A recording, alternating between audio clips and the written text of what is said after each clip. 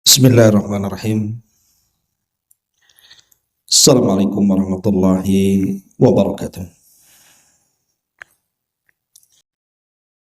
Bihamdillahi wassalatu wassalamu ala rasulillah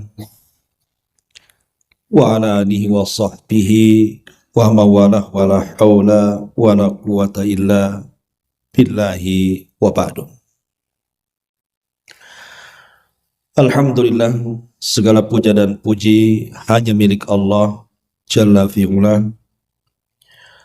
Salawat dan salam kita hadiahkan kepada Rasul kita Nabi besar Muhammad sallallahu alaihi wa ala alihi wasallam. Pembahasan di pagi ini kita melanjutkan kajian kitab Al-Kabair, dosa besar. Dan kita masuk pada dosa besar yang ke-75, meninggalkan salat.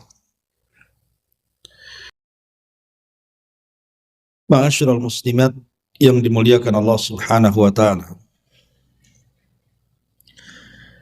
Di sini pengarang menyebutkan beberapa dalil, di antaranya hadis yang dikeluarkan oleh Imam Muslim dari sahabat Ibnu Mas'ud radhiyallahu anhu. Nabi sallallahu alaihi wasallam bersabda, "Laqad hamamtu an amura rajulan yusalli bin nasi thumma uharriku ala rijalin yatakhallafuna anil jum'ati buyutahum."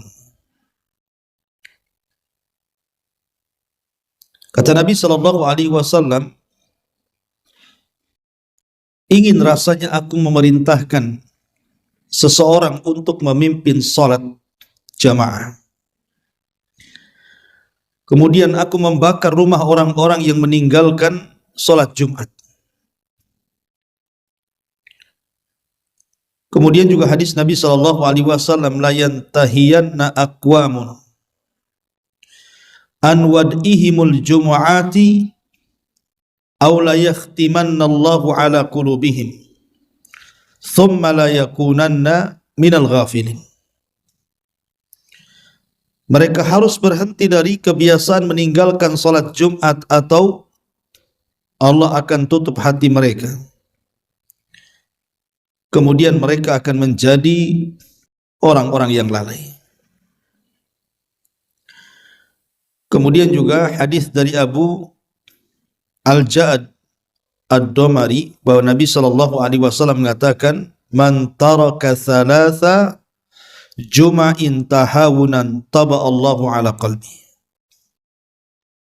Barang siapa yang meninggalkan salat Jumat 3 kali berturut-turut karena meremehkannya, niscaya Allah akan tutup hatinya.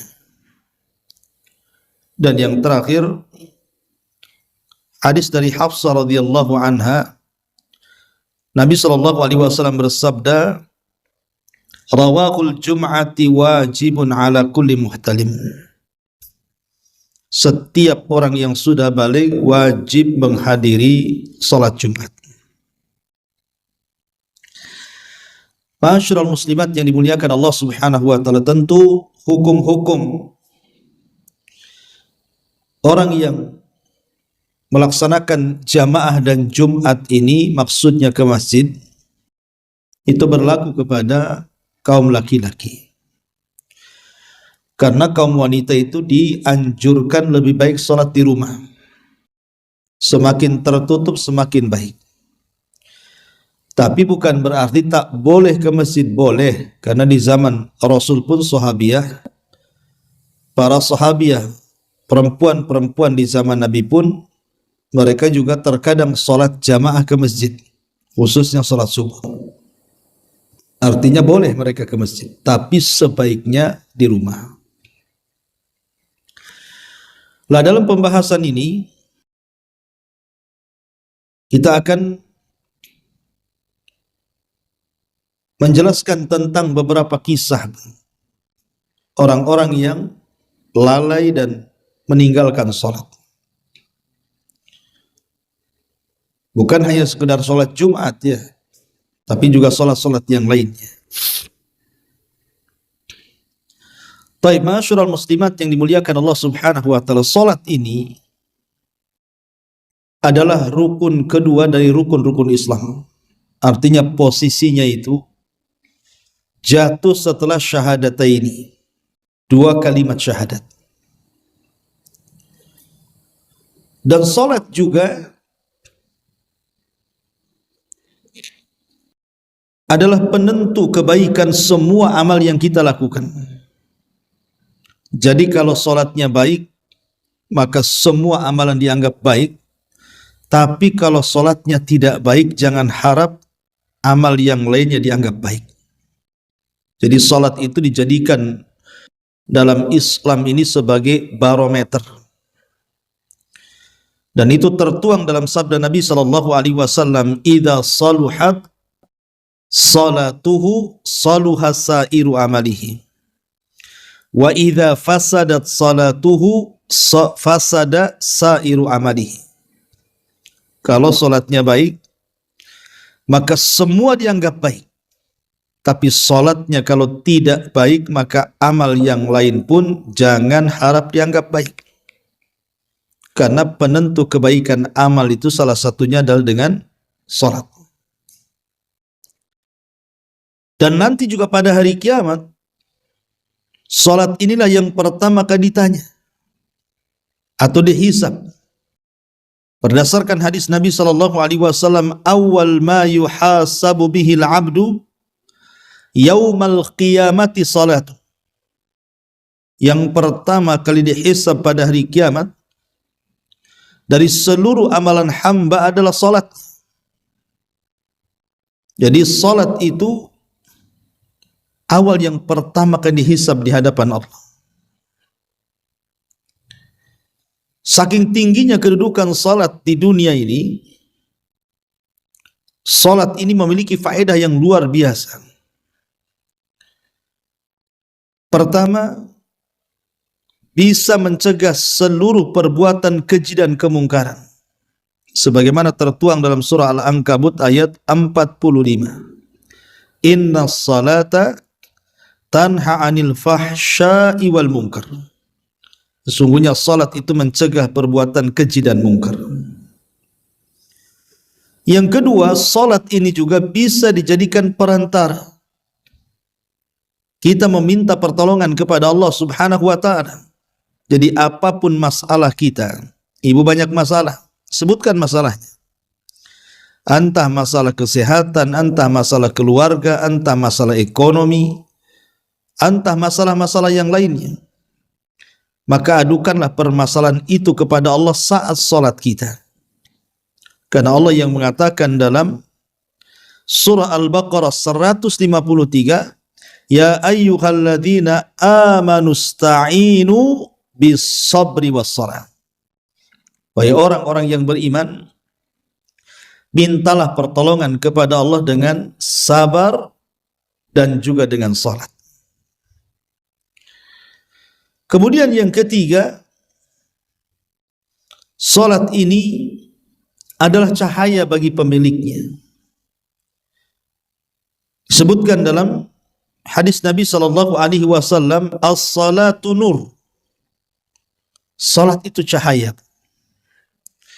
Siapa yang mendawamkan salat, bukan hanya sekedar menjaga salat 5 waktu, tapi juga menjaga salat-salat yang lainnya, maka Allah Subhanahu wa taala akan berikan cahaya kepada kita di dunia sebelum akhirat. Tapi sebaliknya orang-orang yang meninggalkan salat, itu akan dihilangkan cahayanya, baik di wajahnya atau dalam hatinya. Contoh 2 kisah, ini kisah nyata. Ada seorang syekh bercerita tentang anak muda yang sangat tampan sekali. Orangnya bersih, putih, tampan, pokoknya idaman para wanita. Tetapi anak muda ini tidak pernah sholat. Jadi dia meninggalkan sholat. Dan ingat Bu, kalau ada anak muda sudah mulai meninggalkan sholat, berarti terbuka kepadanya pintu-pintu keburukan dan kemungkaran. Lah Allah takdirkan anak muda ini, kata Syekh ini, mengalami kecelakaan. Dan kecelakaannya ini mengantarkan kepada kematiannya. Dibawalah kemudian anak muda ini ke rumah sakit. Dan itu masih dalam kondisi sakaratul maut, Bu. Belum mati. Jadi kemudian orang tuanya berusaha untuk mendatangkan seorang alim, mentalkinkan anak muda ini. Qul ya gulam la ilaha illallah, wahai anak muda, ucapkan kalimat la ilaha illallah. Tetapi anak muda ini tidak sanggup mengucapkan kalimat itu. Sampai akhirnya berhembus nafas terakhirnya, dia pun pupus usia dan tidak mengucapkan kalimat tauhid. Dibawalah pulang anak muda ini, Bu. Kemudian mulai disiapkan pemandian. Setelah disiapkan pemandian, maka didatangkanlah mudin pemandi jenazah itu, yang biasa memandikan jenazah. Sekilas wajar-wajar saja jenazahnya, tidak ada masalah. Layaknya jenazah-jenazah yang biasa oleh tukang pemandi jenazah ini mandikan. Setelah disiapkan kemudian air, kapur barus, daun bidara, dan sudah siap kemudian dimandikan. Mulailah kemudian pemandi jenazah ini menyiramkan beberapa siraman air ke dalam wajah dan tubuh anak muda ini. Subhanallah. Terkejutnya pemandi jenazah ini. Ketika disiramkan tubuh dan mengenai wajahnya, tiba-tiba wajahnya berubah. Yang tadinya putih, yang tadinya ganteng, tampan, tiba-tiba menghitam. Seolah-olah terbakar. Jadi ketakutanlah ini pemandi jenazah ini, Bu, karena dia tidak menuangkan air keras di mukanya. Yang ia tuangkan air mineral yang dicampur dengan kapur barus dan daun bidara. Tidak ada masalah. Tapi seolah-olah dia tuangkan ke wajah laki-laki tampan yang meninggal ini air keras sehingga menjadi gosong dan hitam. Jadi ketakutan akhirnya dia keluar. Karena ini sebuah aib, maka dia coba mencari orang tua dari orang-orang yang hadir di tempat pemandian jenazah itu dan mengatakan, "Man abuhu, siapa bapaknya? Bisa nggak saya bicara dengan dia?" Akhirnya adalah seseorang yang mengaku sebagai orang tuanya. Kemudian sang pemandi jenazah ini mengantar orang tua itu ke tempat pemandian jenazah putranya. Kemudian diperlihatkan wajahnya yang menghitam. Dan dia menceritakan, "Aku heran dengan putramu. Aku hanya menyiram air biasa dengan air bidara dan juga tumbukan kapur barus. Kenapa kemudian siraman air itu ke wajahnya seolah-olah saya menyiramkan air keras sehingga menjadi hitam wajah anak?" Tiba-tiba orang tuanya, Bu, entah gimana ceritanya, langsung berteriak dan mengatakan, la'anallahu, semoga Allah melaknatnya, semoga Allah melaknatnya, fid dunya qabla al-akhirah, di dunia sebelum akhirat. Coba, apa enggak kaget yang mandikan jenazah ini? Kenapa orang tuanya ngomong begitu? Semoga Allah melaknat anak ini di dunia sebelum akhirat. Dan itu diulang-ulang. Jadi sang pemandi jenazah ini ngomong, "Wahai fulan, jangan kau laknat anakmu. Itu anakmu. Doakan kebaikan, doakan hidayah. Doakan yang baik-baik. Supaya diampuni dosa-dosanya. Kenapa kau laknat anakmu?" Akhirnya kemudian sang ayah ini bercerita kepada pemandi jenazah ini, "Wahai fulan, maaf. anak saya ini semasa hidupnya dia nakal. Dan yang lebih parah lagi, dia tidak pernah sholat. Saya suruh dia sholat tapi tak mau sholat. Dia menyuruh dia sholat tetapi dia malah melawan kepada orang tuanya. Akhirnya kemudian orang tuanya menangis, kemudian tidak tahan keluar. Setelah kemudian peristiwa itu langsung dikafankan, karena ini kan aib, takut diketahui orang. Cukuplah yang tahu orang tua pemandi jenazah dan orang-orang yang diberitahu saja dari keluarganya. Yang lain tidak perlu tahu. Dan ini juga adab, Bu. Kalau ibu jadi pemandi jenazah, kalau ada melihat hal-hal yang kemudian bagian daripada cacat dari jenazah itu, seusai memandikan jangan cerita apapun. Tidak boleh menceritakan. Walaupun itu jenazah sudah mati. Kalau punya aib jangan diceritakan. Makanya kalau kita punya keluarga, ada yang meninggal, carilah tukang yang memandikan itu yang amanah.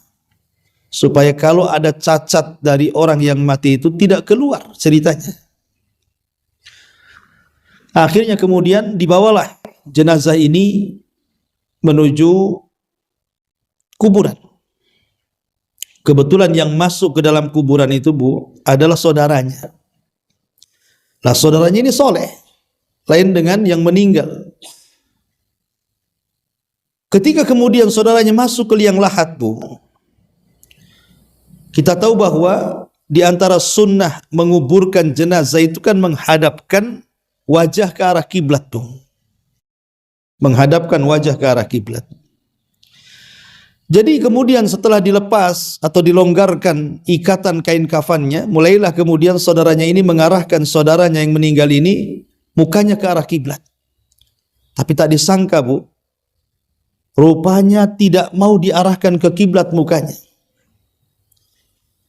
Jadi lehernya selalu berputar membelakangi kiblat.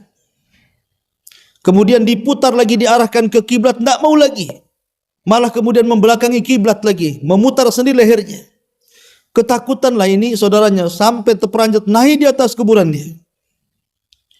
Kemudian cobalah kemudian ini yang menguburkan ini menelpon seorang ulama, karena ini butuh fatwa ini yang seperti ini.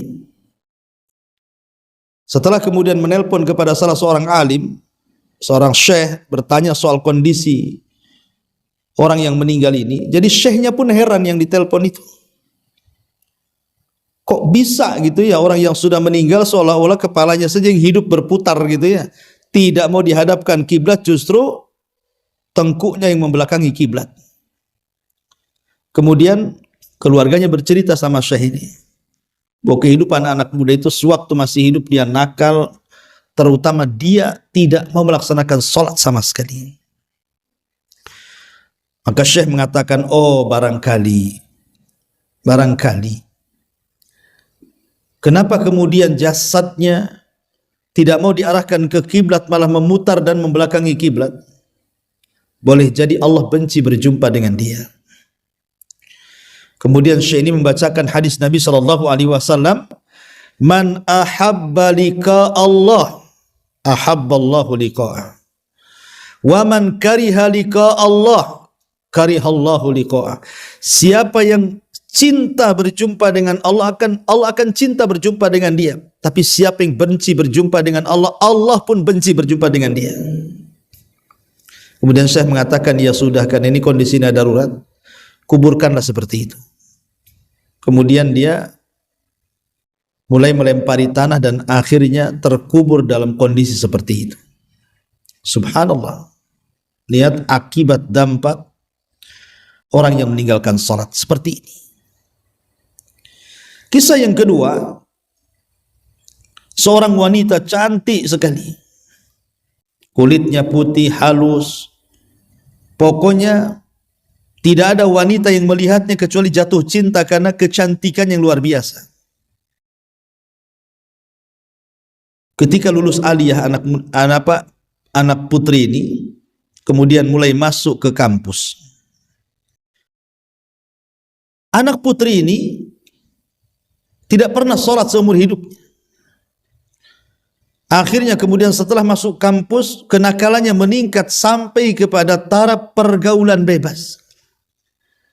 Bukan hanya pergaulan bebas, sampai kemudian menggoda laki-laki yang sudah memiliki istri sampai bercerai dengan istrinya.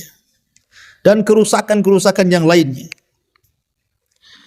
Jadi Allah takdirkan wanita ini, Bu, satu saat berada dalam kendaraan, kemudian tabrakan kendaraan.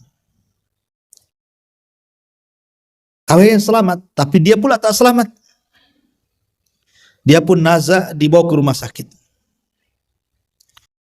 Kemudian keluarganya datang, berusaha untuk mentalkin wanita ini, meruqyah wanita ini dengan membacakan Al-Quran kepadanya.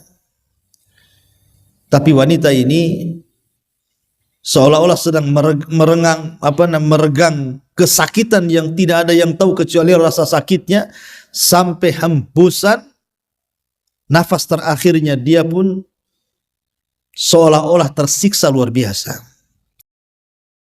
Jadi akhirnya jasadnya dibawa balik. Kemudian didatangkan pemandi jenazah. Ketika pemandi jenazah ini masuk ke dalam pemandian, kan jasad itu kan wajahnya dari kaki sampai wajah ditutup, Bu. Ketika dibuka, Bu, alangkah kagetnya rupanya wajah wanita ini tiba-tiba menghitam. Dan yang lebih parah lagi, bukan hanya menghitam wajahnya, tapi mengeluarkan bau yang sangat busuk dari mulutnya. Rupanya keluar dari mulutnya kotoran-kotoran yang harusnya keluar dari duburnya. Jadi sang pemandi ini berusaha mengikat lehernya supaya jangan keluar kotoran dari mulutnya, tapi tetap saja keluar. Tidak tahan dengan baunya. Kemudian pemandi jenazah ini keluar mendatangi kedua orang tuanya. Ada apa dengan anak? Rupanya orang tuanya menjelaskan bahwa anaknya itu tidak pernah sholat sama sekali. Lihat, Allah hukum seperti itu. Kemudian sang pemandi jenazah minta kepada kedua orang tuanya untuk ikut memandikan. Akhirnya dengan susah payah memandikan jenazahnya. Selesai juga, kemudian dikuburkan. Lihat, faedahnya apa di sini, Bu? Bahwa manusia setampan apapun, secantik apapun, seputih apapun, semulus apapun, tetap dia akan mati. Dan kalau kematiannya dia meninggalkan sholat, maka lihat dua kisah ini. Allah hitamkan wajahnya sebelum Allah hitamkan hatinya, atau Allah hitamkan hatinya sebelum Allah hitamkan wajahnya.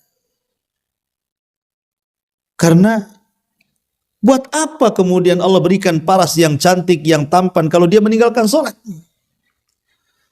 Karena sholat itu nur, sholat itu cahaya. Terlepas daripada dua kisah ini benar ataupun tidak, tapi saya mendengar dari beberapa masyayikh yang sedang berceramah, saya catat kisah ini untuk menjadi ibrah, pelajaran bagi ibu-ibu dan yang bagi yang mendengarkan, termasuk juga saya, bahwa sholat itu penting karena sholat itu nur, sholat itu cahaya. Sholat itu yang akan membimbing kepada kita kepada hidayah. Ma'asyiral muslimat yang dimuliakan Allah Azza wa Jalla, dan sholat juga bukan hanya sekedar memberikan cahaya kepada wajah dan hati seorang muslim, tapi sholat juga bisa, Bu, melapangkan dada. Jadi dada kita ini kalau sholat itu lapang, tapi kalau tidak sholat sempit dada kita ini. Ma'asyiral muslimat yang dimuliakan Allah Azza wa Jalla, dahulu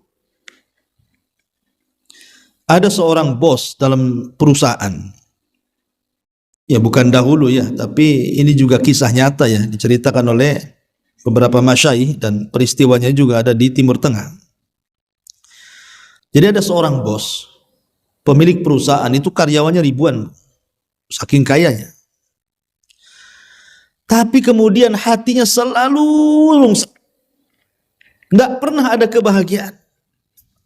Ya karena bahagia itu bukan diletakkan di harta, tidak juga diletakkan di pakaian, tidak pula diletakkan di tas ataupun perhiasan. Tidak pula kebahagiaan itu diletakkan di rumah, di kendaraan, ataupun di barang-barang yang mahal, yang indah, yang semua ingin memilikinya. Tidak. Kebahagiaan itu hanya Allah letakkan di satu tempat yang namanya hati. Karena kebahagiaan itu bentuk keadilan Allah. Walaupun nampaknya orang kaya banyak harta, belum tentu bahagia. Sebagaimana nampaknya orang kere hidup diruli, miskin, fakir, belum tentu juga dia tak bahagia. Karena kebahagiaan itu keadilan. Allah letakkan kebahagiaan itu kepada siapa saja. Tidak kaya, tidak miskin. Tidak hitam, tidak putih. Tidak Arab, tidak non-Arab. Semua Allah bagi kebahagiaan itu sesuai yang dikehendaki Allah subhanahu wa ta'ala. Jadi bos ini selama bertahun-tahun, selama dia mengelola perusahaan yang hasilnya itu sudah miliaran bahkan triliunan gitu, karena karyawan juga ribuan. Jadi dari sekian karyawannya itu, Bu, adalah yang paling kecil gajinya dia tukang sapu, cleaning service. Tapi hidupnya sangat bahagia. Menurut bosnya tuh kayaknya nggak ada beban orang itu. Senyum, senyum, tertawa, bergurau. Kayaknya dia perhatikan ya, dia tidak pernah merasakan sesetres dia. Padahal dunia di genggamannya tuh. Heranlah si bos ini. Kemudian cobalah memanggil karyawan yang paling rendah gajinya itu. Dan mengatakan, wahai fulan, berapa gajimu? Kau bekerja di perusahaanku itu, berapa gajimu? Maka sang tukang sapu ini mengatakan sekian dan sekian. Kaget si bos itu, kan itu gaji yang paling rendah di perusahaannya. Maka si bos ini mengatakan, wahai fulan, aku melihat setiap hari, aku perhatikan kamu. Kamu kok suka senyum, senyum, kayak nggak ada beban hidup. Tertawa, tertiwi, bergurau ke sana kemari. Kayaknya nggak ada perasaan stres di otakmu tuh. Ada apa-apa rahasianya katanya? Mengatakan tidak ada. Aku ya biasa-biasa saja. Inilah aktivitas gua hari-hari, datang kerja, sapu, ngepel, nyediain minum, sudah. Tapi si bos ini terus mendesak, pasti kamu punya kuncinya. Kenapa kamu bisa setiap hari tertawa, tersenyum, bergurau, dan begitu seterusnya. Maka akhirnya anak buahnya ini mengatakan, demi Allah wahai bos, aku tidak punya kunci kebahagiaan. Tetapi prinsipku, katanya, kalau orang ingin bahagia itu jangan tinggalkan sholat. Itu jawaban terakhir dari tukang sapu ini. Dan ini membuat bosnya itu merinding. Karena selama ini dia pernah sholat dia. Kata bosnya, oh jangan-jangan ini rahasianya. Sejak itulah kemudian si bosnya ini tidak pernah meninggalkan sholat. Setelah lewat 1 bulan lebih, mulailah dia panggil tuh tukang sapu perusahaannya itu, dan dia berterima kasih dan berikan hadiah dan mengatakan, demi Allah aku tidak pernah setenang ini semenjak aku melaksanakan sholat. Lihat, jadi sholat itu bisa melapangkan dada. Sholat itu bisa melapangkan hati yang sempit, membahagiakan hati yang sedang gundah gulana, memudahkan hati yang sedang kesulitan. Itulah sholat. Karena sholat itu selain daripada nur cahaya, dia juga insyirahul sadri, bisa melapangkan dada, memasukkan kebahagiaan di dalamnya. Tapi sebaliknya orang yang tidak sholat itu sempit dadanya dan tidak akan pernah Allah berikan kebahagiaan kepadanya. Ingat satu kisah yang pernah saya ceritakan kan Bu dulu. Ada seorang ibu ngadu kepada seorang syekh dan mengatakan, ya syekh tolong ruqyah anak saya, katanya. Kata syekh, ini emang anakmu kesurupan, bawalah ke sini. Tetapi kemudian syekh ini mulai bertanya, apa masalah dengan anak kamu itu?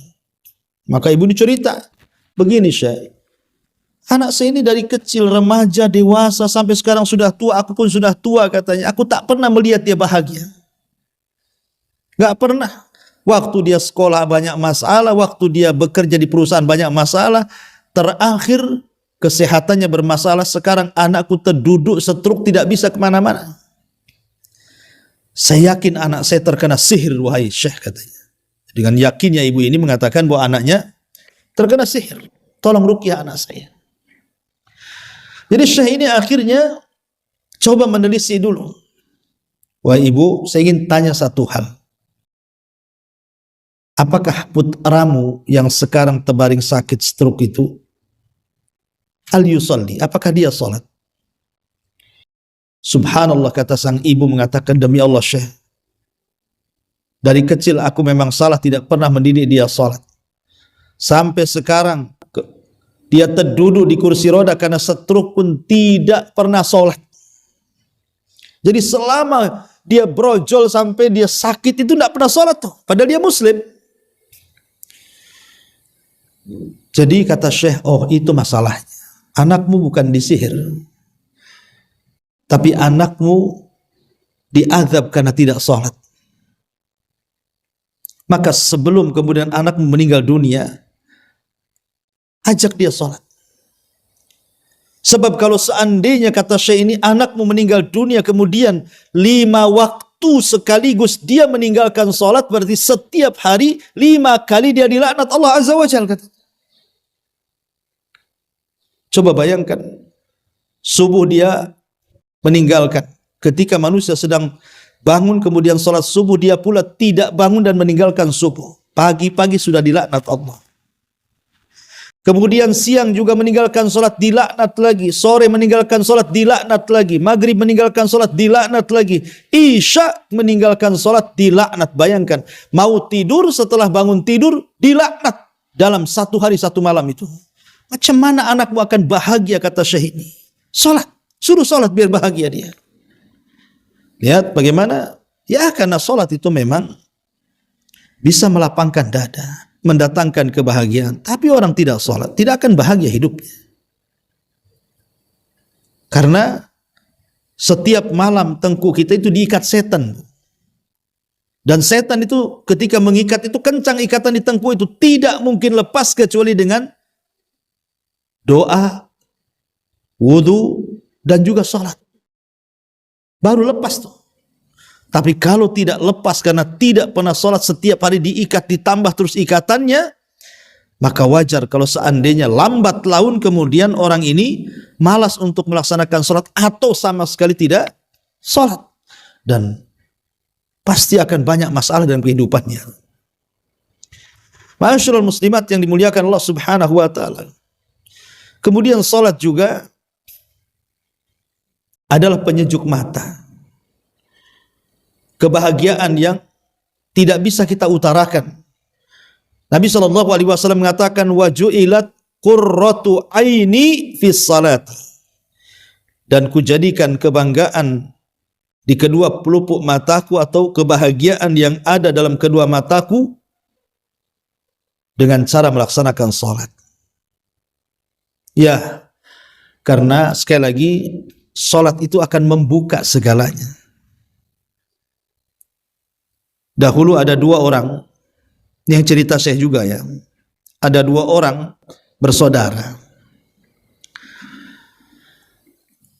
Lah salah satu daripada 2 orang ini baik orangnya, taat orangnya, suka sholat orangnya, berbakti sama orang tua orangnya, dan begitu seterusnya. Pokoknya anak soleh. Saudaranya pula anak toleh. Anak yang gak bener, gak pernah sholat, main judi, narkoba mungkin di zaman sekarang, nakal sanakal-nakalnya. Begitulah Bu, kadang-kadang satu keluarga, walaupun satu turunan dari ayah ibu yang sama, terkadang soal akhlak itu berbeda-beda. Ada yang baik, ada yang tidak. Seperti kasus di sini. Jadi satu hari ini Bu, saudaranya yang soleh ini terus mendakwahkan saudaranya yang tidak soleh, yang meninggalkan sholat ini. Tapi memang kadang ada orang-orang itu diberikan nasihat, ada yang mental Bu nasihatnya. Gak masuk nasihatnya itu. Makin dinasihati makin jahat pula dia. Jadi qadarullah kemudian kecelakaan dalam perjalanan pulang, masuk rumah sakit, koma berhari-hari. Jadi saudaranya yang soleh ini berusaha menemani saudaranya yang koma tuh, dibacakan Quran, dibacakan zikir, dibacakan doa, Akhirnya Allah kabulkan. Berkat doa anak saleh ini, saudaranya sembuh. Tidak jadi mati dari komanya. Tetapi bukannya diambil pelajaran kesembuhannya itu, pula dilupakan nikmat Allah sembuh itu. Makin maksiat lagi, Bu. Kan ada orang kayak gitu, Bu. Ketika diuji itu mau tobat, kayaknya tobatan nasuha. Tapi ketika hilang ujian itu, maksiat lagi pula kita. Jadi ada orang-orang yang ditegur oleh Allah Azza wa Jalla itu tidak juga sadar gitu. Seperti kasusnya orang ini. Selepas sembuh, maksiat lagi dia. Sampai pada waktunya, kawan maksiatnya ini kecelakaan kemudian mati di tempat. Akhirnya kemudian, dia berpikir kan gitu. Coba dulu kalau aku waktu koma, kemudian lewat dan tidak bisa hidup kembali, apa yang aku harus pertanggungjawabkan di hadapan Allah? Jadi mulai terpikir dia, ditambah-tambah kemudian malamnya selalu terpikiran, masuk dalam mimpinya, kawannya yang ahli maksiat itu sedang diadab di neraka. Ketika dia bangun terperanjat, Bu. Dari situlah akhirnya kemudian dia bertobat kepada Allah Azza wa Jalla dan tidak mau mengulangi meninggalkan sholat. Akhirnya dia sholat terus. Apakah ditegur dulu baru sholat? Janganlah kita itu ditegur dulu baru sholat. Dan kalau orang sering sholat tidak mungkin ditegur oleh Allah Azza wa Jalla seperti itu. Kalaupun diberikan ujian itu pengangkat derajat dan penghapus dosa-dosa dia saja. Masyaallah muslimat yang dimuliakan Allah Azza wa Jalla. Oleh karena itulah, Bu, teruslah. Kalau ibu mau mendakwai keluarga, yang pertama kali dakwahi tentu setelah tauhid, setelah akidah adalah ajak mereka untuk sholat. Mungkin di antara kita yang diuji, saudara kita belum sholat, ajak mereka sholat. Ada yang diuji orang tuanya belum sholat, ajak orang tua sholat. Ada yang diuji pasangannya belum sholat, ajak pasangannya untuk sholat. Dan begitu seterusnya. Karena mengajak orang untuk sholat kemudian sholat itu amalan yang luar biasa. Wa man ahsanu qaulan mimman da'a ilallah. Siapa lagi yang lebih indah ucapannya dibandingkan orang yang menyeru manusia ke jalan Allah. Makanya ada seorang syekh juga bercerita. Jadi ada orang baru di lingkungannya. Jadi ada orang soleh. Dia baru beli rumah di sebuah desa. Kejadiannya ya di Arab Saudi sana. Tanpa melihat tetangga-tetangganya. Karena dia merasa rumahnya dekat dengan masjid, senang dia. Akhirnya kemudian orang soleh, orang baru di tempat itu, karena dia rajin sholat, ya biasa sholat ke masjid 5 waktu. Jadi sang imam heran karena tidak pernah melihat orang itu di desa itu. Jadi setelah kenalan, kemudian ditanya, kamu tinggal di mana? Oh, saya tinggal di sini, rumahnya ini. Kaget sang imam. Kenapa? Karena dia punya tetangga itu orang jahat dan tidak pernah sholat. Jadi satu kampung melaknat dia. Jadi orang baru yang soleh ini kaget. Kok bisa orang satu kampung melaknat dia? Kenapa dia emangnya? Kemudian kata sang imam sholat itu, dia tidak pernah sholat sejak terbangunnya masjid ini sampai sekarang. Udah puluhan tahun. Tidak pernah dia nongol ke masjid katanya. Jadi tetangganya ini hanya mendoakan semoga Allah memberikan hidayah kepadanya, wahai Pak Imam. Iya, amin, kata Pak Imam. Kemudian dia pulang. Ketika pulang dia melihat tetangganya yang tidak pernah sholat yang diucapkan oleh imam yang dilaknat satu kampung itu, Bu. Coba, Bu, kalau seandainya di Batam ini orang yang tidak sholat dilaknat satu kota Batam, apa nggak sadar semua orang tuh? Tapi kan nggak ada di sini kayak gitu. Jadi akhirnya kemudian dia kenalanlah dengan tetangga barunya kan. Ketika kenalan dia memuji tetangganya, wahai fulan, maaf ya sini orang baru. Tapi saya sudah keliling-keliling satu desamu nih, dan aku berjumpa dengan Pak Imam di masjid dan jamaah sholat. Subhanallah, semua orang memuji kamu katanya. Kagetlah orang ini, mana ada muji saya, yang ada satu kampung melaknat saya katanya. Tidak katanya, Pak Imam pun tidak pernah menyebutkan keburukanmu katanya. Ah, yang benar-benar. Kan terbalik, bukan? Jadi akhirnya gini, wahai fulan, nanti malam saya akan buat acara makan-makan di rumah. Datang ya. Akhirnya kemudian tetangga yang tidak pernah sholat ini diundang sama orang soleh, datang dia. Dijamu dengan jamuan yang enak, yang lezat, yang mahal, wah yang berkelas gitu kan, supaya ada pengaruh. Kemudian selesai acara makan-makan, orang baru, orang soleh ini memberikan hadiah kepada tetangga yang gak pernah sholat itu. Kemudian dia mengatakan, wahai fulan, aku tidak bisa memberikan apapun kecuali hadiah ini. Kata orang yang tidak sholat tetangganya itu, maksudnya apa ini? Dia mengatakan, karena satu kampung memuji kamu, sampai kepada imam masjid pun memuji kamu, katanya. Makanya aku kasih hadiah kepadamu, agar engkau rela ku contoh kebaikanmu, katanya. Makin streslah dia. Apa yang mau dicontoh dari aku, katanya. Tapi ucapan orang baik ini terpikir terngiang di otaknya tuh, sampai dia pulang, sampai dia tidak bisa tidur. Apa betul sih ini orang baik? Apa betul sih ini orang baik, katanya. Kemudian dia terpikir, wah saya ini memang harus baik, katanya. Dari situlah ketika datang waktu fajar, lewatlah tetangganya yang baru keluar dari pintu rumahnya, tiba-tiba dia menjerit, wahai fulan, tunggu, aku ingin sholat bersama kamu, katanya. Berangkatlah berdua, sholat subuh, bu. Ketika dia di saf pertama pula dia, sang imam ini habis salam memandang dia kaget.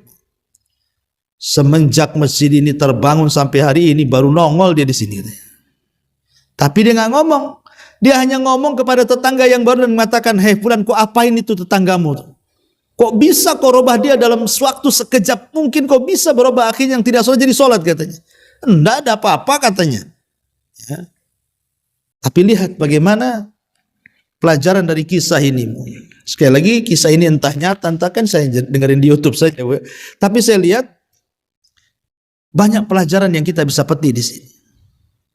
Apa pelajarannya, Bu? Pelajarannya adalah di sini bahwa jangan pernah meremehkan orang ahli maksiat. Bisa saja satu ketika dia bertobat. Jangan meremehkan.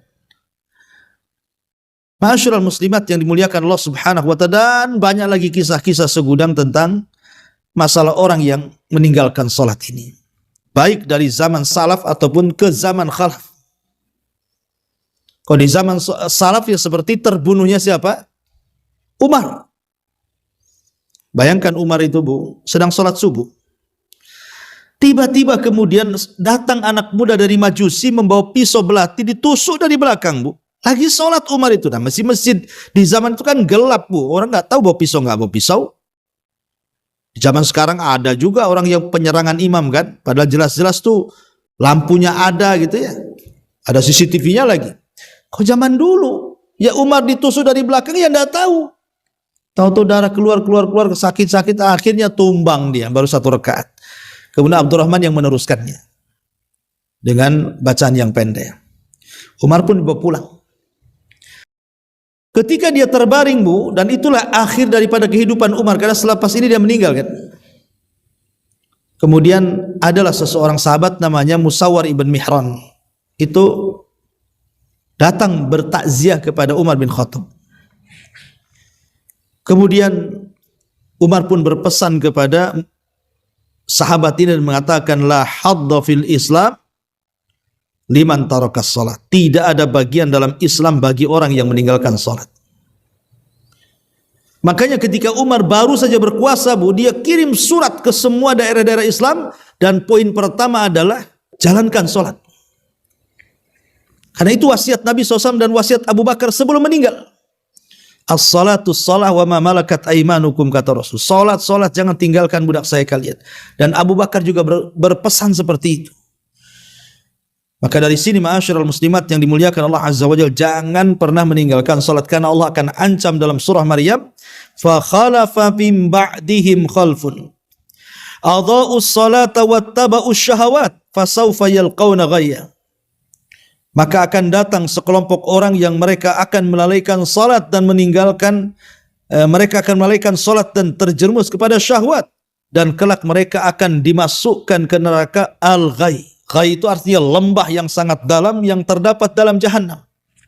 Karena orang yang tidak salat itu bukan hanya well saja, bukan hanya neraka wailul lil musallin alladzina hum an salatihim sahun, bagi orang-orang yang sahun, lalai dalam salatnya. Tapi lebih daripada itu ada neraka khusus bagi orang yang tidak salat, neraka sakor namanya, yang Allah katakan ma salakakum fi sakar qalu lam nakum minal musallin.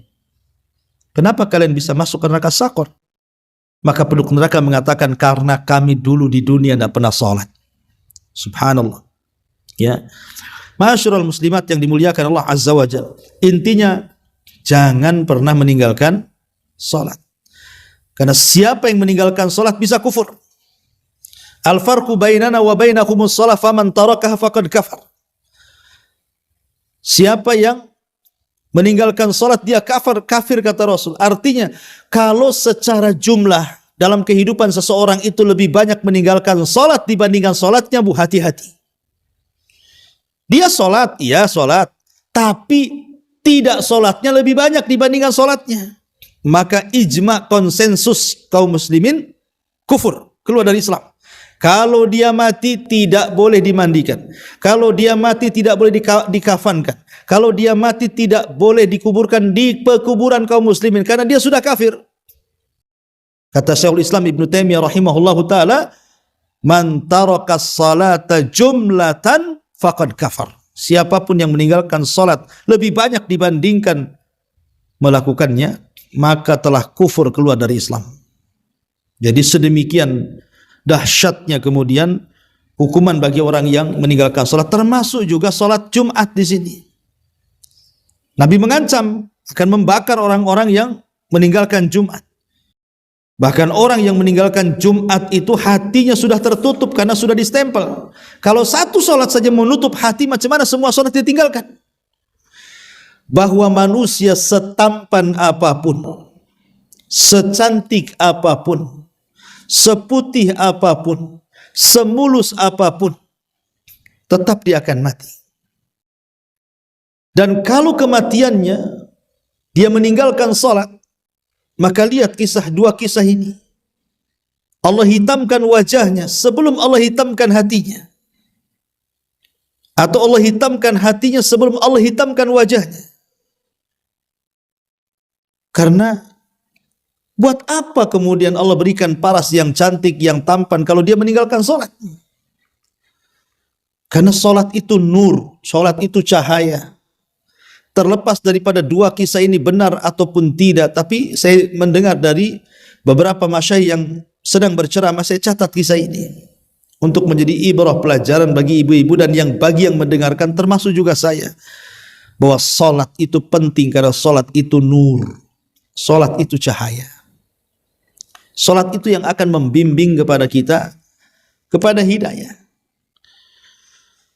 Ma'asyiral muslimat yang dimuliakan Allah Azza wa Jalla, dan salat juga bukan hanya sekedar memberikan cahaya kepada wajah dan hati seorang muslim, tapi salat juga bisa, bu, melapangkan dada.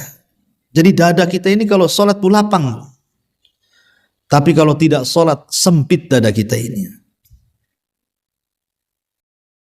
Ma'asyiral muslimat yang dimuliakan Allah Azza wa Jalla, dahulu ada seorang bos dalam perusahaan. Ya bukan dahulu ya, tapi ini juga kisah nyata ya, diceritakan oleh beberapa masyayikh dan peristiwanya juga ada di Timur Tengah. Jadi ada seorang bos, pemilik perusahaan itu karyawannya ribuan, saking kayanya. Tapi kemudian hatinya selalu lungsek, tidak pernah ada kebahagiaan. Ya karena bahagia itu bukan diletakkan di harta, tidak juga diletakkan di pakaian, tidak pula diletakkan di tas ataupun perhiasan.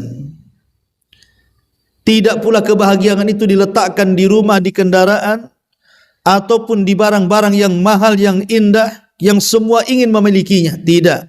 Kebahagiaan itu hanya Allah letakkan di satu tempat yang namanya hati. Karena kebahagiaan itu bentuk keadilan Allah. Walaupun nampaknya orang kaya banyak harta, belum tentu bahagia. Sebagaimana nampaknya orang kere hidup diruli, miskin, fakir, belum tentu juga dia tak bahagia. Karena kebahagiaan itu keadilan. Allah letakkan kebahagiaan itu kepada siapa saja. Tidak kaya, tidak miskin. Tidak hitam, tidak putih. Tidak Arab, tidak non-Arab. Semua Allah bagi kebahagiaan itu sesuai yang dikehendaki Allah Subhanahu wa ta'ala. Jadi bos ini selama bertahun-tahun, selama dia mengelola perusahaan yang hasilnya itu sudah miliaran bahkan triliunan gitu, karena karyawan juga ribuan. Jadi dari sekian karyawannya itu, Bu, adalah yang paling kecil gajinya dia tukang sapu, cleaning service. Tapi hidupnya sangat bahagia. Menurut bosnya tuh kayaknya gak ada beban orang itu. Senyum, senyum, tertawa, bergurau. Kayaknya dia perhatikan ya, dia tidak pernah merasakan sesetres dia. Padahal dunia di genggamannya tuh. Heranlah si bos ini. Kemudian cobalah memanggil karyawan yang paling rendah gajinya itu. Dan mengatakan, wahai fulan, berapa gajimu? Kau bekerja di perusahaanku itu, berapa gajimu? Maka sang tukang sapu ini mengatakan sekian dan sekian. Kaget si bos itu, kan itu gaji yang paling rendah di perusahaannya. Maka si bos ini mengatakan, wahai fulan, aku melihat setiap hari, aku perhatikan kamu. Kamu kok suka senyum, senyum, kayak nggak ada beban hidup. Tertawa, tertiwi, bergurau ke sana kemari. Kayaknya nggak ada perasaan stres di otakmu tuh. Ada apa-apa rahasianya katanya? Mengatakan tidak ada. Aku ya biasa-biasa saja. Inilah aktivitas gua hari-hari, datang kerja, sapu, ngepel, nyediain minum, sudah. Tapi si bos ini terus mendesak, pasti kamu punya kuncinya. Kenapa kamu bisa setiap hari tertawa, tersenyum, bergurau, dan begitu seterusnya. Maka akhirnya anak buahnya ini mengatakan, demi Allah wahai bos, aku tidak punya kunci kebahagiaan. Tetapi prinsipku katanya, kalau orang ingin bahagia itu jangan tinggalkan sholat. Itu jawaban terakhir dari tukang sapu ini. Dan ini membuat bosnya itu merinding. Karena selama ini dia pernah sholat dia. Kata bosnya, oh jangan-jangan ini rahasianya. Sejak itulah kemudian si bosnya ini tidak pernah meninggalkan sholat. Setelah lewat 1 bulan lebih, mulailah dia panggil tuh tukang sapu perusahaannya itu, dan dia berterima kasih dan berikan hadiah dan mengatakan, demi Allah aku tidak pernah setenang ini semenjak aku melaksanakan sholat. Lihat, jadi sholat itu bisa melapangkan dada. Sholat itu bisa melapangkan hati yang sempit, membahagiakan hati yang sedang gundah gulana, memudahkan hati yang sedang kesulitan. Itulah sholat. Karena salat itu selain daripada nur cahaya, dia juga insyirahul sadri, bisa melapangkan dada, memasukkan kebahagiaan di dalamnya. Tapi sebaliknya orang yang tidak salat itu sempit dadanya dan tidak akan pernah Allah berikan kebahagiaan kepadanya. Ingat satu kisah yang pernah saya ceritakan dengan Bu dulu. Ada seorang ibu ngadu kepada seorang syekh dan mengatakan, ya syekh, tolong ruqyah anak saya, katanya. Kata syekh, ini emang anakmu kesurupan, bawalah ke sini. Tetapi kemudian syekh ini mulai bertanya, apa masalah dengan anak kamu itu? Maka ibu ini cerita, begini syekh, anak saya ini dari kecil, remaja, dewasa, sampai sekarang sudah tua, aku pun sudah tua, katanya. Aku tak pernah melihat dia bahagia. Gak pernah. Waktu dia sekolah banyak masalah, waktu dia bekerja di perusahaan banyak masalah, terakhir kesehatannya bermasalah, sekarang anakku terduduk setruk, tidak bisa kemana-mana. Saya yakin anak saya terkena sihir, wahai syekh, katanya. Dengan yakinnya ibu ini mengatakan bahwa anaknya terkena sihir. Tolong ruqyah anak saya. Jadi syekh ini akhirnya coba menelisik dulu. Wahai ibu, saya ingin tanya satu hal.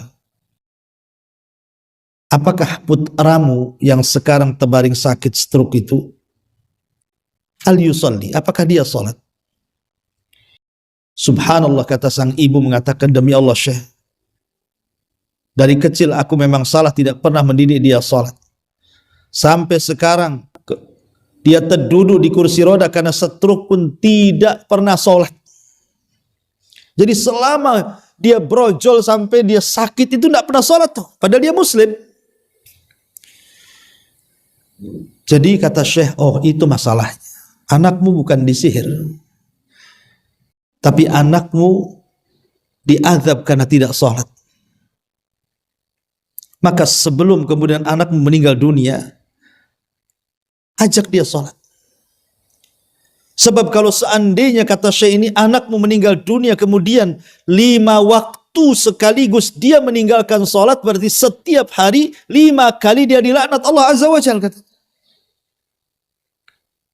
Coba bayangkan, subuh dia meninggalkan. Ketika manusia sedang bangun kemudian salat subuh, dia pula tidak bangun dan meninggalkan subuh. Pagi-pagi sudah dilaknat Allah. Kemudian siang juga meninggalkan salat, dilaknat lagi. Sore meninggalkan salat, dilaknat lagi. Maghrib meninggalkan salat, dilaknat lagi. Isya meninggalkan salat, dilaknat. Bayangkan, mau tidur, setelah bangun tidur dilaknat dalam 1 hari 1 malam itu. Macam mana anakmu akan bahagia, kata Syekh ini? Salat, suruh salat biar bahagia dia. Lihat bagaimana, ya karena salat itu memang bisa melapangkan dada, mendatangkan kebahagiaan. Tapi orang tidak salat tidak akan bahagia hidupnya. Karena setiap malam tengkuk kita itu diikat setan. Dan setan itu ketika mengikat itu kencang ikatan di tengkuk itu, tidak mungkin lepas kecuali dengan doa, wudu, dan juga salat. Baru lepas tuh. Tapi kalau tidak lepas karena tidak pernah salat, setiap hari diikat, ditambah terus ikatannya, maka wajar kalau seandainya lambat laun kemudian orang ini malas untuk melaksanakan salat atau sama sekali tidak salat. Dan pasti akan banyak masalah dalam kehidupannya. Ma'asyiral muslimat yang dimuliakan Allah Subhanahu wa taala. Kemudian salat juga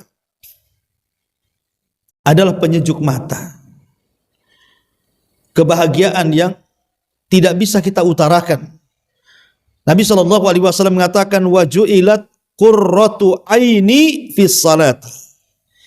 Dan kujadikan kebanggaan di kedua pelupuk mataku atau kebahagiaan yang ada dalam kedua mataku dengan cara melaksanakan salat.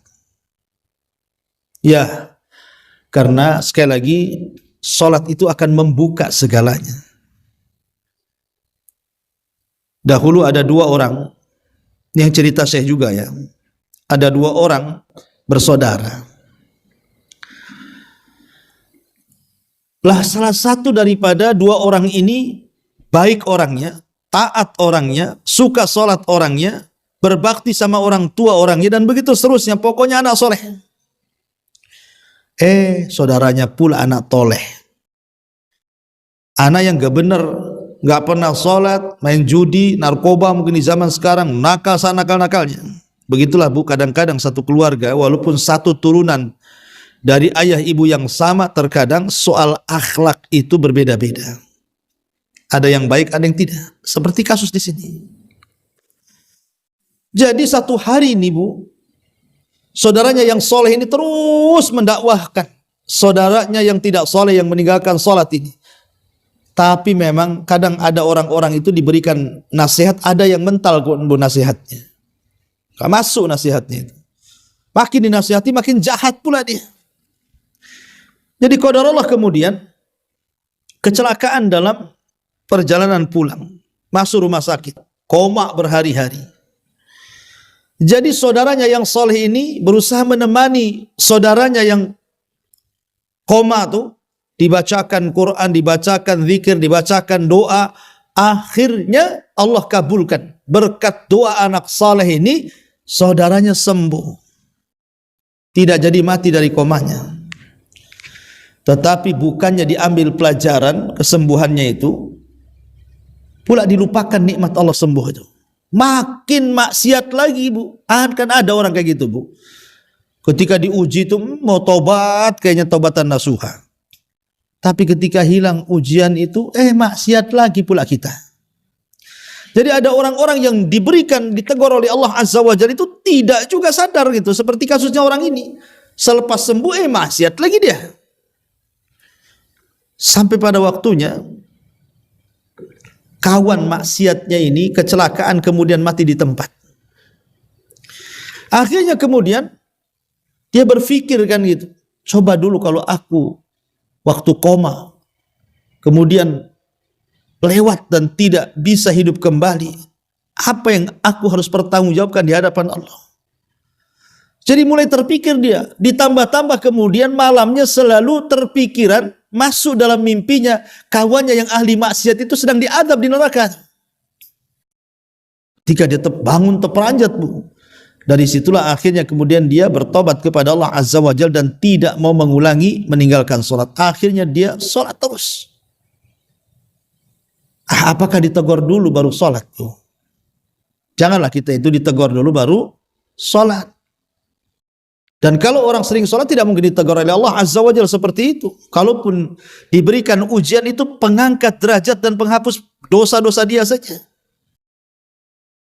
Masyaallah muslimat yang dimuliakan Allah Azza wa Jalla. Oleh karena itulah teruslah. Kalau ibu mau mendakwai keluarga, yang pertama kali dakwahi tentu setelah tauhid, setelah akidah adalah ajak mereka untuk sholat. Mungkin di antara kita yang diuji, saudara kita belum sholat, ajak mereka sholat. Ada yang diuji orang tuanya belum sholat, ajak orang tua sholat.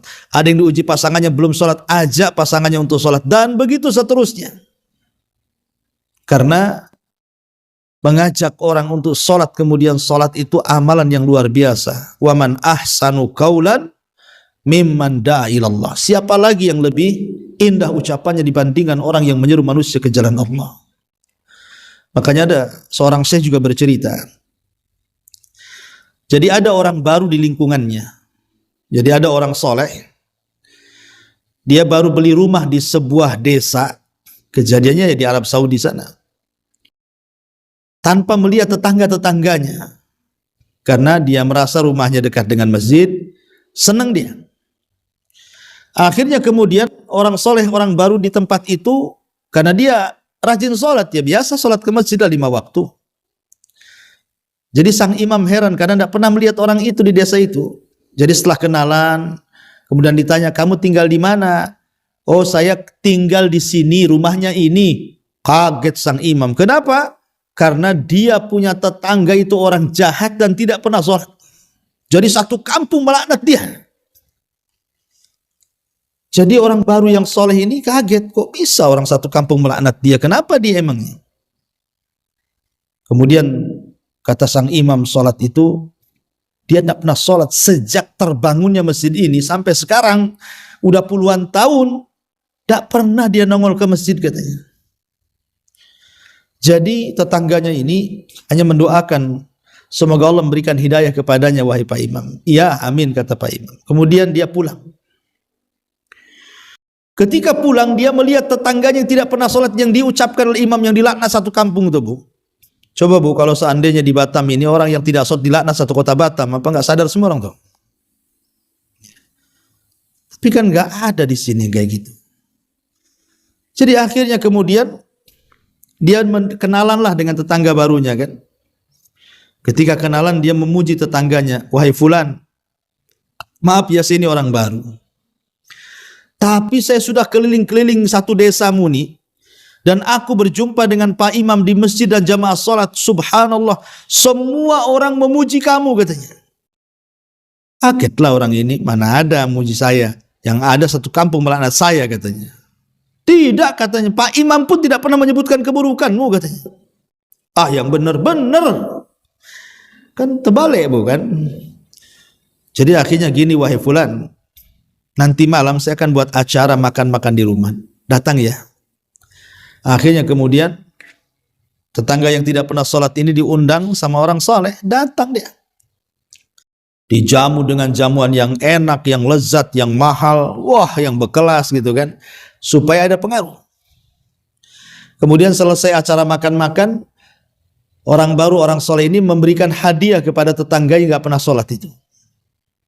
Kemudian dia mengatakan, wahai fulan, aku tidak bisa memberikan apapun kecuali hadiah ini. Kata orang yang tidak sholat tetangganya itu, maksudnya apa ini? Dia mengatakan, karena satu kampung memuji kamu, sampai kepada imam masjid pun memuji kamu, katanya. Makanya aku kasih hadiah kepadamu agar engkau rela ku contoh kebaikanmu, katanya. Makin streslah dia. Apa yang mau dicontoh dari aku, katanya. Tapi ucapan orang baik ini terpikir terngiang di otaknya tuh. Sampai dia pulang. Sampai dia tidak bisa tidur. Apa betul sih ini orang baik? Apa betul sih ini orang baik, katanya. Kemudian dia terpikir, wah, saya ini memang harus baik, katanya. Dari situlah ketika datang waktu fajar, lewatlah tetangganya yang baru keluar dari pintu rumahnya. Tiba-tiba dia menjerit, wahai fulan, tunggu, aku ingin sholat bersama kamu, katanya. Berangkatlah berdua, sholat subuh, Bu. Ketika dia di saf pertama pula dia, sang imam ini habis salam memandang dia kaget. Semenjak masjid ini terbangun sampai hari ini baru nongol dia di sini. Tapi dia nggak ngomong. Dia hanya ngomong kepada tetangga yang baru dan mengatakan, hei fulan, kok apain itu tetanggamu? Kok bisa kau robah dia dalam waktu sekejap? Mungkin kau bisa berubah akhirnya yang tidak sholat jadi sholat, katanya. Enggak ada apa-apa, katanya. Ya. Tapi lihat bagaimana pelajaran dari kisah ini. Sekali lagi, kisah ini entah nyata, entah kan saya dengerin di YouTube saja. Tapi saya lihat banyak pelajaran yang kita bisa petik di sini. Apa pelajarannya, Bu? Pelajarannya adalah di sini bahwa jangan pernah meremehkan orang ahli maksiat. Bisa saja satu ketika dia bertobat. Jangan meremehkan. Ma'asyiral muslimat yang dimuliakan Allah Subhanahu wa ta'ala, dan banyak lagi kisah-kisah segudang tentang masalah orang yang meninggalkan salat ini. Baik dari zaman salaf ataupun ke zaman khalaf. Kalau di zaman salaf ya seperti terbunuhnya siapa? Umar. Bayangkan Umar itu, Bu, sedang sholat subuh. Tiba-tiba kemudian datang anak muda dari Majusi membawa pisau belati, ditusuk dari belakang, Bu. Lagi sholat Umar itu, nah masjid di zaman itu kan gelap, Bu. Orang nggak tahu bawa pisau nggak bawa pisau. Di zaman sekarang ada juga orang yang penyerangan imam kan, padahal jelas-jelas tuh lampunya ada gitu ya, ada CCTV-nya lagi. Kok zaman dulu ya Umar ditusuk dari belakang ya nggak tahu. Tahu-tahu darah keluar sakit-sakit, akhirnya tumbang dia baru 1 rakaat. Kemudian Abdurrahman yang meneruskannya dengan bacaan yang pendek. Umar pun dibawa pulang. Ketika dia terbaring, Bu, dan itulah akhir daripada kehidupan Umar, karena selepas ini dia meninggal kan. Kemudian adalah seseorang sahabat namanya Musawwar ibn Mihran. Itu datang bertakziah kepada Umar bin Khattab. Kemudian Umar pun berpesan kepada sahabat ini dan mengatakan, la hadda fil Islam liman tarakas salat. Tidak ada bagian dalam Islam bagi orang yang meninggalkan salat. Makanya ketika Umar baru saja berkuasa, Bu, dia kirim surat ke semua daerah-daerah Islam dan poin pertama adalah jalankan salat. Karena itu wasiat Nabi SAW dan wasiat Abu Bakar sebelum meninggal. As-salatu salah wa ma malakat aimanukum, kata Rasul. Salat jangan tinggalkan budak saya kalian. Dan Abu Bakar juga berpesan seperti itu. Maka dari sini ma'asyiral muslimat yang dimuliakan Allah Azza wa Jalla, jangan pernah meninggalkan salat karena Allah akan ancam dalam surah Maryam, fa khalafa min ba'dihim khalfun adha'us salata wattaba'us syahawat fasawfa yalqawna ghayya. Maka akan datang sekelompok orang yang mereka akan melalaikan salat dan meninggalkan mereka akan melalaikan salat dan terjerumus kepada syahwat, dan kelak mereka akan dimasukkan ke neraka al-ghayy. Ghayy itu artinya lembah yang sangat dalam yang terdapat dalam jahanam. Karena orang yang tidak salat itu bukan hanya wail saja, bukan hanya neraka wail, wailul lil musallin alladzina hum an salatihim sahun. Bagi orang-orang yang sahun, lalai dalam salatnya, tapi lebih daripada itu ada neraka khusus bagi orang yang tidak salat. Neraka sakor namanya. Yang Allah katakan, ma salakakum fi sakar. Qalu lam nakum minal musallin. Kenapa kalian bisa masuk ke neraka sakor? Maka penduduk neraka mengatakan, karena kami dulu di dunia tidak pernah sholat. Subhanallah. Ya, Ma'asyiral muslimat yang dimuliakan Allah Azza wa Jalla. Intinya, jangan pernah meninggalkan sholat. Karena siapa yang meninggalkan sholat bisa kufur. Al-farqu bainana wa bainakumus sholat faman tarakaha faqad kafar. Siapa yang meninggalkan sholat dia kafir kata Rasul. Artinya kalau secara jumlah dalam kehidupan seseorang itu lebih banyak meninggalkan sholat dibandingkan sholatnya, bu, hati-hati. Dia sholat, iya sholat, tapi tidak sholatnya lebih banyak dibandingkan sholatnya. Maka ijma konsensus kaum muslimin kufur, keluar dari Islam. Kalau dia mati tidak boleh dimandikan. Kalau dia mati tidak boleh dikafankan. Kalau dia mati tidak boleh dikuburkan di pekuburan kaum muslimin karena dia sudah kafir. Kata Syekhul Islam Ibnu Taimiyah rahimahullahu taala, "Man taraka salata jumlatan faqad kafar." Siapapun yang meninggalkan salat lebih banyak dibandingkan melakukannya, maka telah kufur, keluar dari Islam. Jadi sedemikian dahsyatnya kemudian hukuman bagi orang yang meninggalkan salat, termasuk juga salat Jumat di sini. Nabi mengancam akan membakar orang-orang yang meninggalkan Jumat. Bahkan orang yang meninggalkan Jumat itu hatinya sudah tertutup karena sudah distempel. Kalau satu salat saja menutup hati, macam mana semua salat ditinggalkan? Na'udzubillah, tsumma na'udzubillah. Ya, inilah di antara dosa besar yang ke-75, meninggalkan salat, khususnya salat Jumat bagi laki-laki. Taib, sampai di sini, Bu. Kita buat tanya jawab, silahkan.